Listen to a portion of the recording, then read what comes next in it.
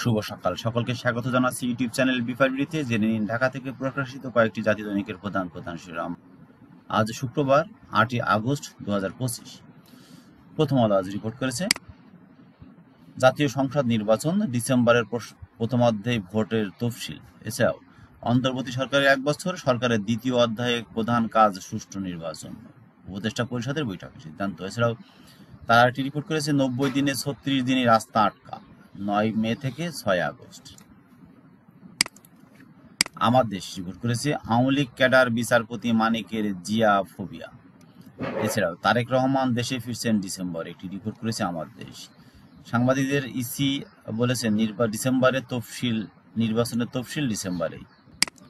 যুগান্তর শিরোনাম করেছে, অন্তর্বর্তী সরকারের 1 বছর, প্রত্যাশা প্রাপ্তির বিস্তর ফারাক। এছাড়াও যেমন নির্বাচন ও সংস্কার প্রক্রিয়া বড় অগ্রগতি, নিয়ন্ত্রণে আসেনি চাঁদাবাজি ও আইন শৃঙ্খলা পরিস্থিতি, চলছে মব।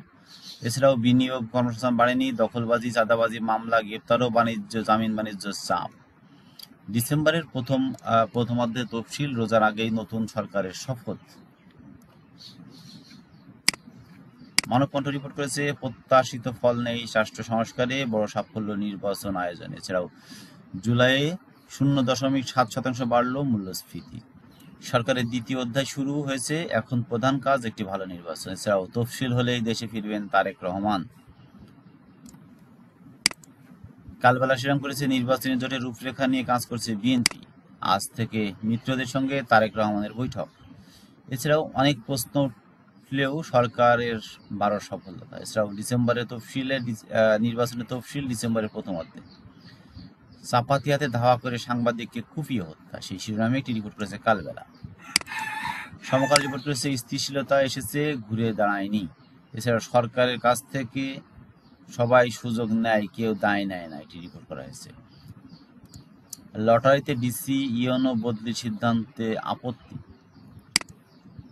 কালের কণ্ঠ শিরোনাম করেছে, আসন প্রতি 3 প্রার্থী প্রস্তুত বিএনপির, সাংবাদিককে প্রকাশ্য কুপিয়ে গলা কেটে হত্যা।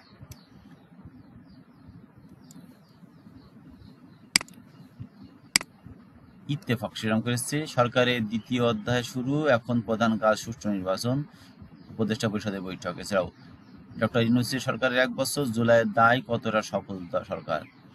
1 বছরের অর্থনীতি চিত্র, বিনিয়োগ বৃদ্ধি সহ নতুন কর্মসংস্থানের চ্যালেঞ্জ রয়েই গেছে। 1 বছরের আইন শৃঙ্খলা পরিস্থিতি, মব সন্ত্রাস, ভুয়া মামলা ও চাঁদাবাজি আলোচনায়। ইনকিলাব শিরোনাম করেছে, অন্তর্বর্তী সরকারের 1 বছর, প্রত্যাশা প্রাপ্তির হিসাব। এছাড়াও প্রশাসনের কর্মকর্তাদের নিরপেক্ষ থাকার নির্দেশ প্রধান উপদেষ্টার, দ্বিতীয় যাত্রার লক্ষ্য নির্বাচন উৎসব মুখর করা। এছাড়াও মাদ্রাসার শিক্ষাঙ্গদান নির্দিষ্ট রাজনৈতিক দলের আখড়ায় পরিণত না হয়, সালাদিন আহমেদ বলেছেন।